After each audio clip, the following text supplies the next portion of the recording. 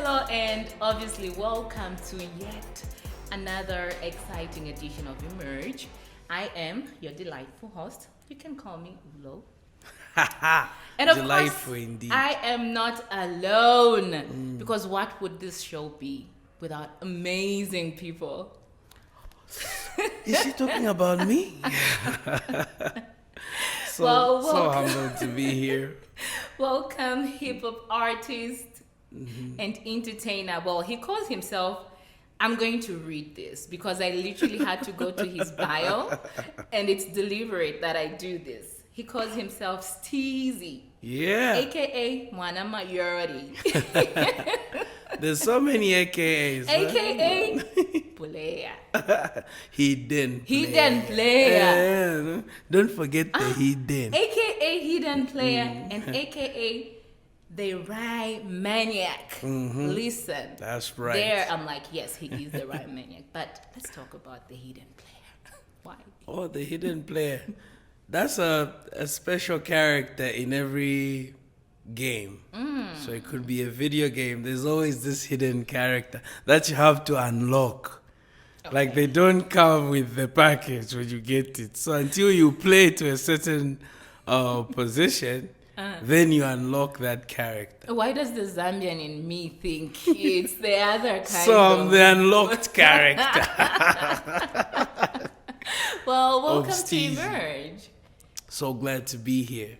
Absolutely. So there's this thing that we love to do on Emerge. We love things. We love swag. I would like to just have you get up and run us through your swag and try to put it together, you know. I'm from the whole of town. It's Friday. I've just been moving up and down. Yeah. I'm just, What's written on your shirt? Oh, this is just Ralph Lauren, which happens to be the polo design. Labels. Yeah, the Mwana labels. Mayori. I was trying by all means to dress very chill because I've been all over town today. Okay. From the ends of Great North Road to back here to Long Acres to... But finally.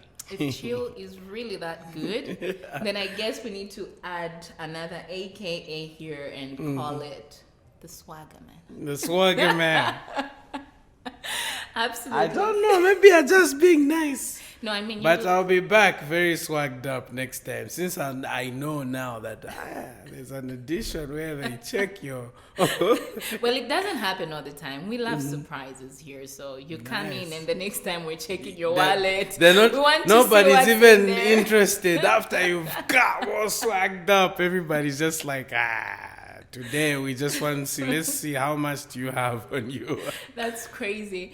Now, today we're going to be talking about something absolutely exciting. And this excites me particularly because a lot of people get it wrong with regards to success. So we are talking process and the importance of consistency.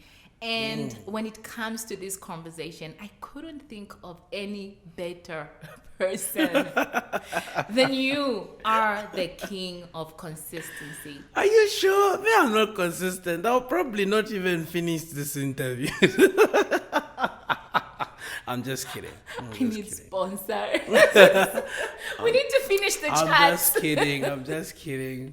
Now, talking about consistency, how far back can somebody come from? I recently just saw a post about Towela and Sauma dancing in your Vitumbua video. Oh, yes. We had quite a number of artists. Actually, that time, most of them were not as big as they are now, but we had a lot in the background. We had Eddie Black in that video. We had FJ, the entire urban hype. Yes, there's FJ, there's Shappy, there was Webster, Thug Child, and who else? AJ, Toela, as you mentioned, and Sauma, yes. A whole lot of other people. Even PZ Cables, I remember PZ Cables was there that day, yeah. It was a full house.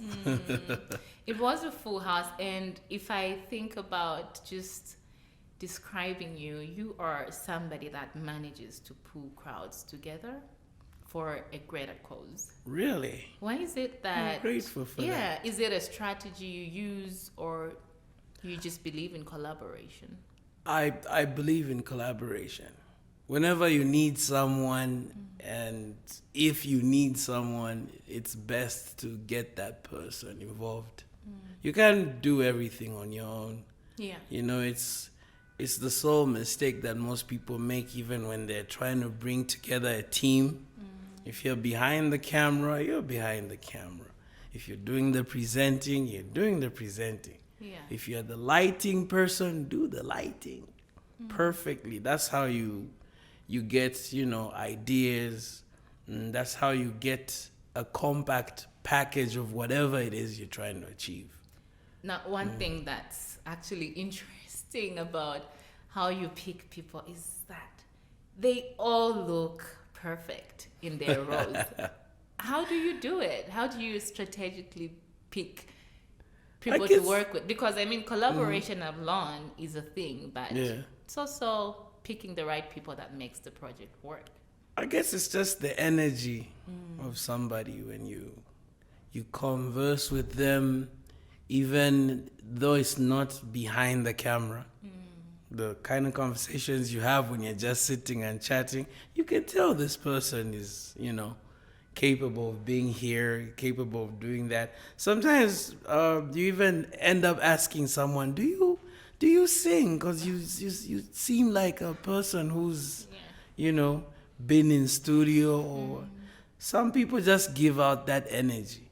Within a conversation, somebody's already funny when you're just having a normal conversation. So then you end up asking, have you considered comedy? Do you do anything? Or because you sound like this, do you do voiceovers? It could be anything. I guess that's how it's by hanging out with people that you can discover that they're able to do something so good. It's not easy for you to just guess and say, because that person is dressed like a rapper, they can rap. It's not automatic, But when you hear someone speak, you might end up, having that question in your head: does this person rap or something like that? Because of the way they're speaking and the way they come out. Yeah. Yeah. Now, I'm hearing you talk about a couple of different elements of craft. And that just sparks a couple of questions in my mind, because when you say voiceover, you are there. When you say rapper, you are there. And for me personally, I feel I know you as a comedian. Which one is your top earner, and which one would you rather be classified for? I think entertainer is best. The reason I'd say that is because I've had something big pop up in every segment of this art that has been big at the time. For example, when I tried out poetry with Bittersweet, I ended up getting some gigs such as adverts. I did some ads for Savannah. Release Your Thunder, that was a Mossy ad that we shot in South Africa. That was off the poetry. When it comes to rap, again, there's been, some songs that have been so successful, and some roles, in acting that came from people knowing, oh, this person is a rapper. Can we fit them in somewhere here? Voicing as well has come from making jingles, doing radio ads. Next thing you know, there's a Netflix show. Wait, what? Wait, what? Is there a Netflix show? Yeah, that I do not know about. There's a Netflix show. It's the first Zambian series. The creator is Zambian, yes. Oh, congratulations. The Super Team 4. Yes. Yeah. So it has Zoa Anguira on it. Absolutely. Voicing one of the characters. And I happen to also voice a character on it. And that was literally from your poetic background. From the obviously radio ads and Yeah, but that's coupling everything together. Yeah. Yeah. Put me in the context of trying to voice an animated character. Because as well as just making radio ads, some of them needed to be animated. I'm sure you remember during COVID, we did a few ads also for GBV, gender-based violence. Yeah. We did a bit of animated voiceovers. So from all these elements, I guess I was getting better at voicing characters or cartoons as well. Now, what's funny about this is I obviously know your backstory about your poetic background, and just having learned that some of these opportunities were birthed from that experience. Just run me through. Yeah, very random. Yeah, through the back. Like I'll give you the backstory was we've always been rappers. Critic and I were rapping together. We had a few other people. Tim, who happens to be a latter member of Zone Fam, Dope G, all those guys. We were all rappers. We only used English back then, but then we sort of tried to blend it with the vernac. How do you know? So it was actually from the shoot of Vitumbua that actually we were told a weekend before that we'll be launching a poetry platform called Bittersweet. Yes, I know Bittersweet. Yeah, so from the shoot of Vitumbua, we went straight to arcades. Never done poetry at the time. Never done poetry at the time. So, as rap goes, they call rap is rhythm and poetry. So because you rhyme and you tell a story on a beat, they call it rap. Yeah, so it's basically rhythm and poetry, but there's a lot of rhythm, then comes stuff like metaphors, similes, punchlines, all these elements that come in rap, but rap has always had an element of poetry, except it's very different from spoken word. There's a lot of things that you learn when you do spoken word. Sometimes there's no beat.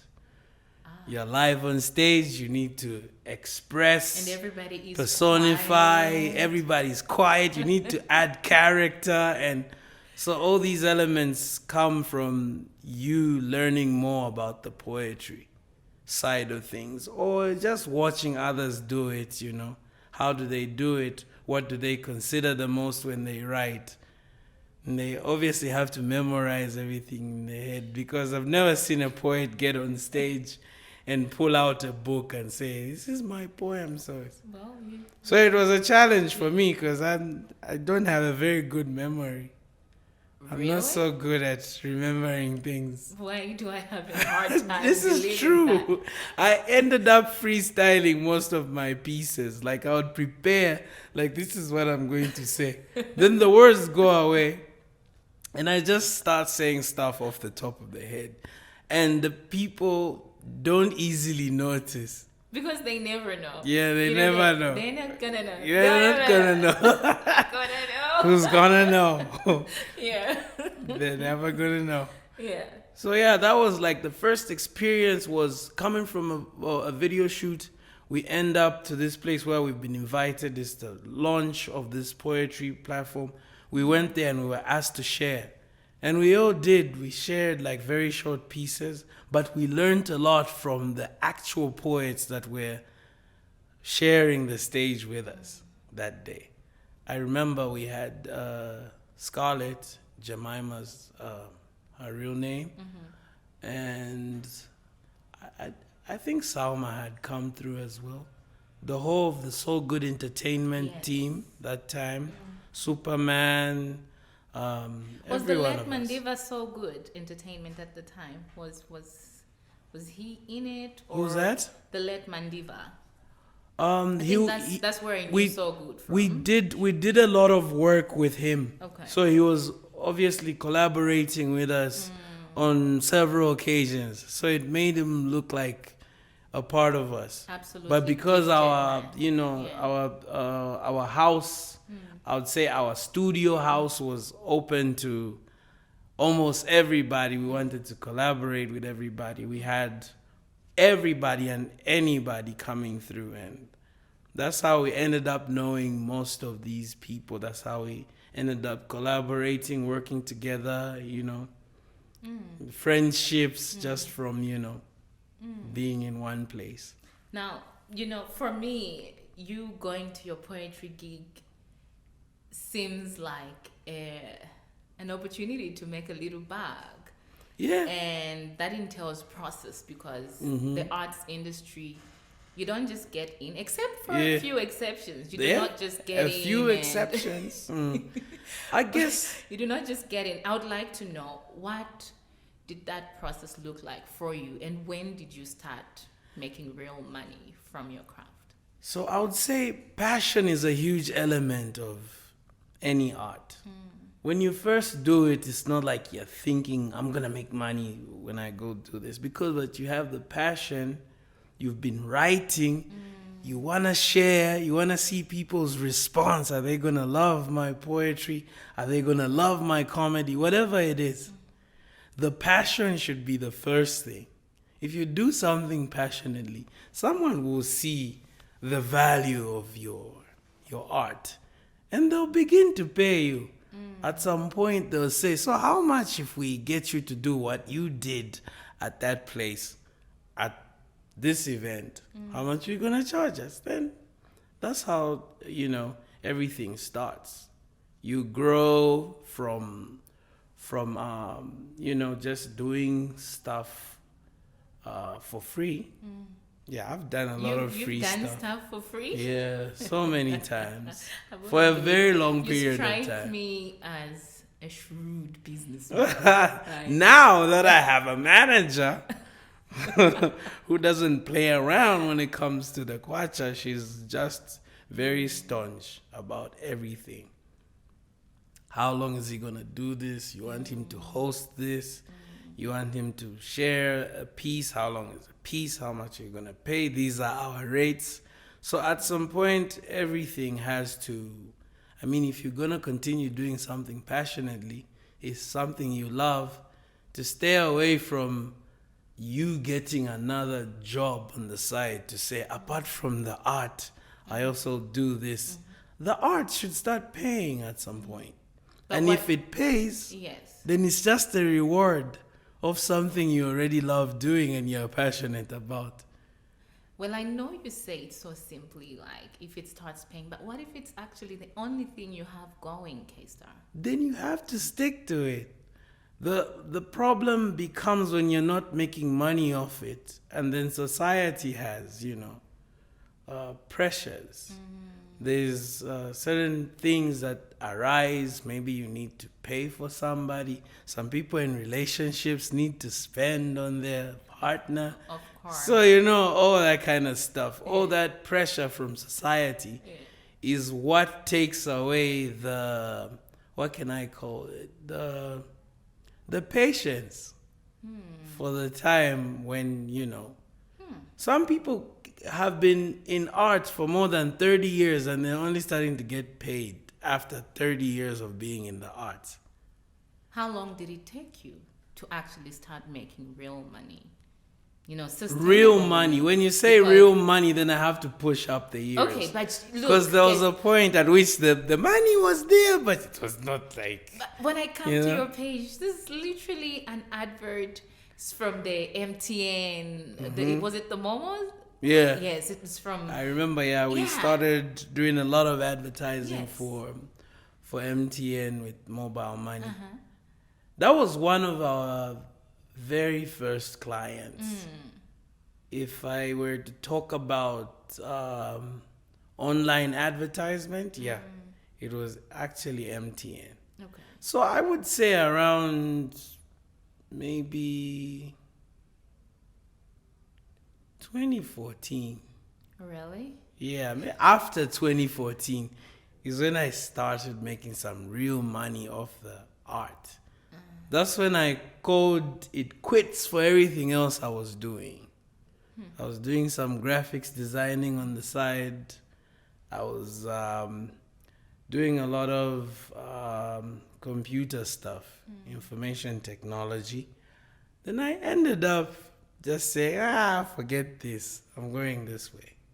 Yeah. So now we're living in a day and age, and I mean, we mentioned earlier, where social media pressures you and the industry pressures you. Yeah. And it's almost as though, for anybody in any industry, it's almost as though I must make it now, and it has to happen now, and I must make the money now. I must be big. Now, I mean, we all fall. So, like people, like you said, like social media has its expectations, life has its expectations, people, family. Let's not forget family as well. But the major difference between popularity and value, that it's major.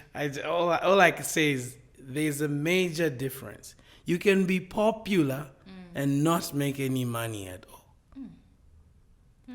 And there's a person that cannot be very popular, but they're making money. So would you say you are popular and you are making money? We need to encourage somebody that the artist. So you can be popular off something that you do. Are you popular and actually successful financially? You could say that, yes. The popularity obviously kicked in because I've been all over the place, from music. 500,000 followers on Facebook. What are you talking so the about? popularity is there, but it took some time for me to start making money off the popularity. So this is an example I just wanted to give. Let's say you do one song, first song, then it blows up. It's everywhere. This song goes viral. And then the next day, people see you on a bus. Just because they know you've got the biggest song, they expect you to not be on a bus. To instantly pull up in a Range Rover. Yeah, but it doesn't work that way. So the popularity is there. Obviously, it's like, boom, one time. But you're still not making money yet. You probably just have 1-2 songs. Nobody's hired you yet.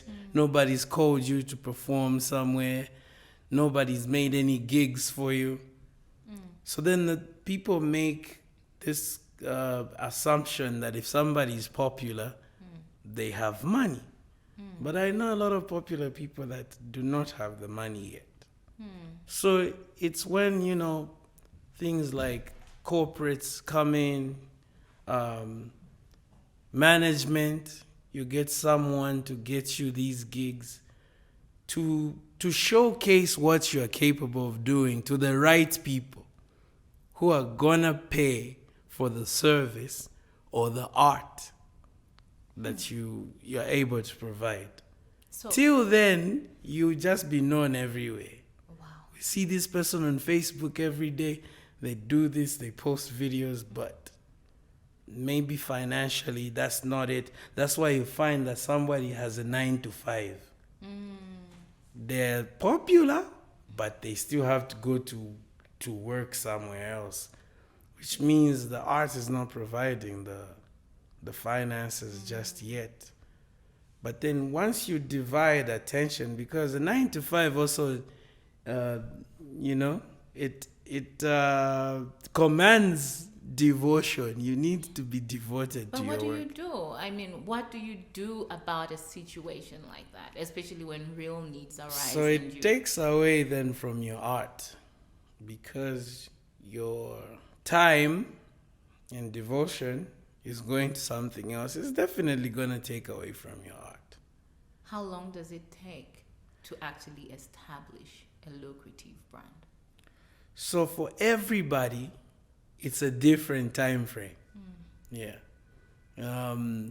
Some people are only knowing of Mordecai now.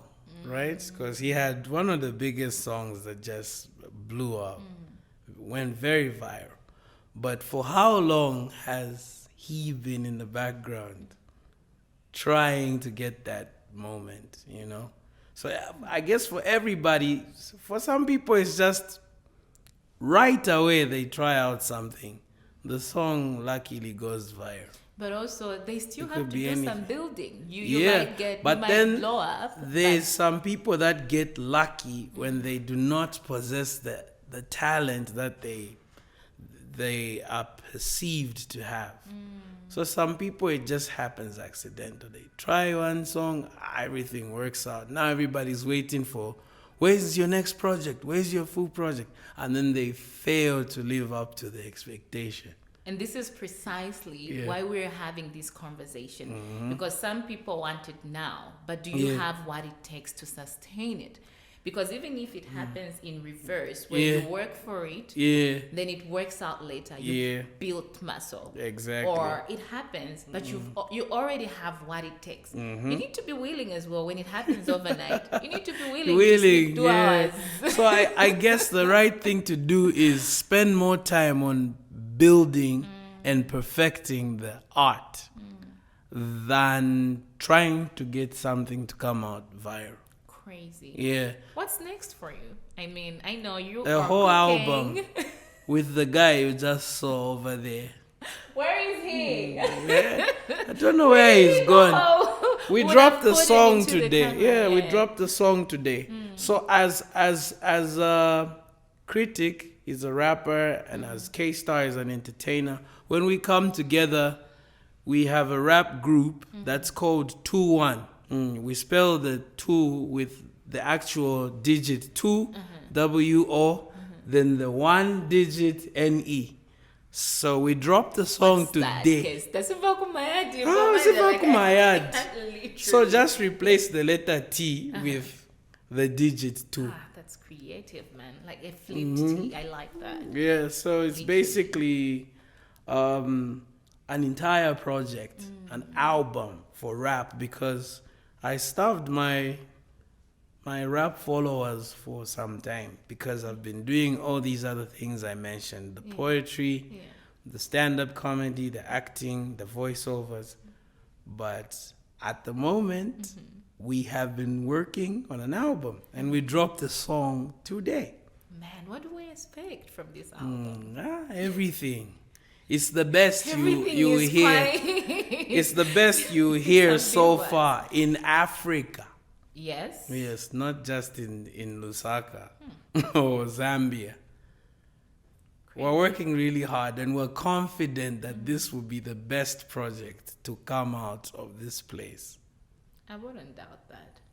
Really? Because I absolutely wouldn't doubt that, because a lot of your work has excellence to it, and that's what draws me to you, to your work. you. I'm literally a sucker for excellence.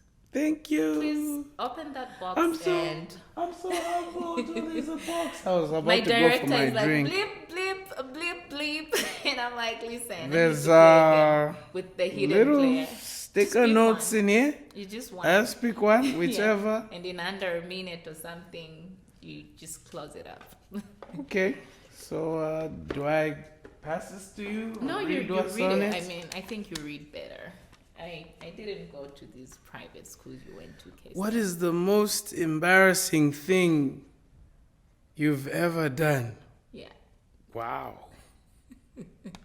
I don't know. I've done so many embarrassing things. You're embarrassing yourself. You know what, you know what my husband says? He's like, I'm embarrassment myself. Yeah, I'm an embarrassment. You know, like everywhere you go, you're an embarrassment. I don't know. Like, I don't know if I can pinpoint to one thing. What is the most embarrassing? I think I remember this one time. Yeah. I was talking to someone I was dating.